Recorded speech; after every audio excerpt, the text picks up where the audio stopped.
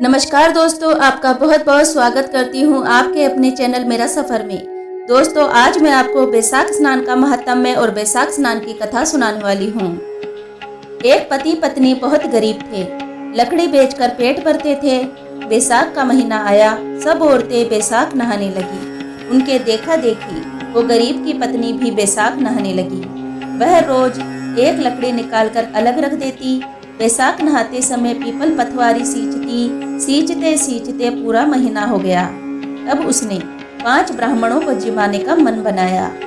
अपने पति की लाई हुई लकड़ियों में से अलग रखी हुई लकड़ियां लेकर बाजार गई और मन ही मन बैसाख भगवान से विनती करने लगी कि हे बैसाख भगवान, मेरी लकड़ियां जल्दी से जल्दी अच्छे दामों में बिक जाए तो मैं ब्राह्मणों को अच्छी तरह से जिमा सकूं, पूड़ी सब्जी खीर मिठाई आदि बना सकूं, नहीं तो दाल चावल से ही काम चलाना पड़ेगा। बैसाखी भगवान ने उसकी लकड़ी चंदन की कर दी।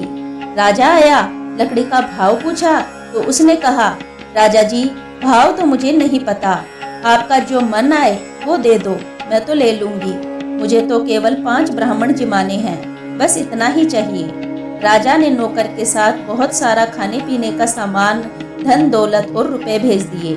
उसने पूड़ी सब्जी मिठाई लड्डू बनाकर अच्छी तरह ब्राह्मणों को जिमा दिया और बहुत अच्छी दान दक्षिणा भी दी।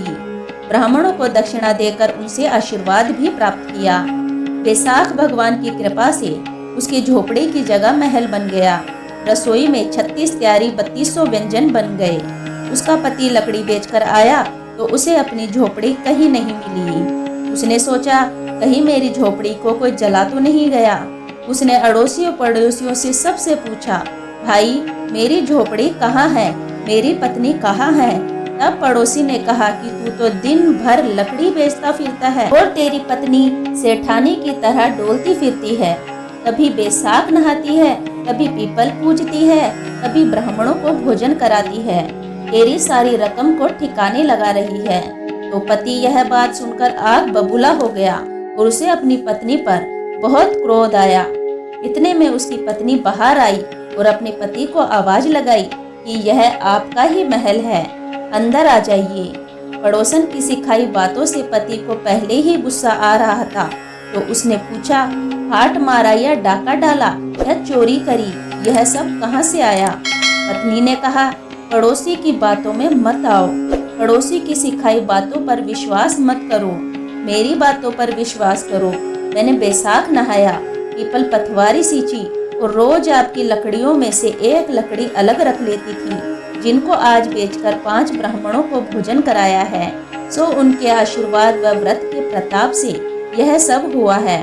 पत्नी ने अपने पति को सारी बात बताई। पति ने पत्नी की बातों पर नाज करके दोनों पति पत्नी ने साथ भोजन किया और बैसाख स्नान की महिमा सबको बताई कि सबको यह व्रत अवश्य करना चाहिए, जिससे उनके घर पर भी अन्न धन के भंडार भर जाए। हे बैसाखी भगवान, जैसे आपने उसकी पत्नी को दिया वैसे सबको देना। कहानी कहने वाले, सुनने वाले, हुंकार भरने वाले सबकी इच्छाएं पूरी करना। कहानी अधूरी हो तो पूरी करना, पूरी हो तो परवान चढ़ाना। जय हो बैसाखी भगवान की। सो फ्रेंड्स, आपको आज की हमारी कथा कहानी थोड़ी सी भी पसंद आई हो तो प्लीज़ चैनल को सब्सक्राइब कीजिए, बेल आइकन को प्रेस कीजिए, जिससे आपको हमारी आने वाली वीडियो की नोटिफिकेशन सबसे पहले मिल सके। ऐसी ही कथा कहानियाँ सुनने के लिए चैनल के साथ बने रहिए। मिलते हैं नेक्स्ट वीडियो में, तब तक के लिए धन्यवाद।